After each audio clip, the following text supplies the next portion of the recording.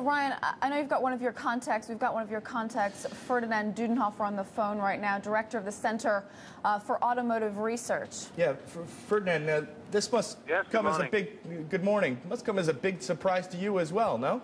It's a big surprise for total Europe, I guess. Nobody expected that result of General Motors negotiations. I know you were a big supporter of the sale to Magna all along. You obviously don't think this is a good decision from General Motors. I think it's the worst decision for General Motors. They overestimate the European market and the problems in the European market. It's a very tough market, the toughest market in the world. They have demotivated employees. They don't see any future of that, and now they have to go in that strong market and fight against VW and all the other car makers. And then the second thing, I think it will be very tough for General Motors to go now to Russia, because Magna has a much better entry to go into Russia and exploit the important Russian market. The Western European market is just a market which is stagnating, with a lot of rebating and a lot of incentives in it. So they have much fewer chances to survive, in my point of view, in Europe. So it will be a mess. It will become a mess for General Motors.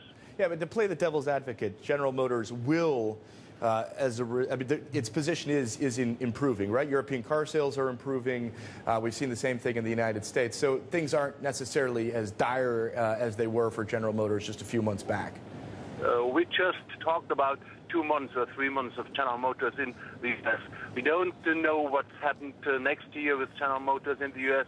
Think about that VW will be very strong in the U.S. Think about that Toyota will recome in the U.S. and that General Motors has a weak dealer network in the U.S. The same applies to Europe. In Europe, we have a very strong VW group, and General Motors has, in effect, no money to invest in new products. They have to put the money on the restructuring process. At the moment, they have no idea how to restructure. They want just to start to restructure. So it will be very tough for General Motors. It's the highest risk which is possible for General Motors.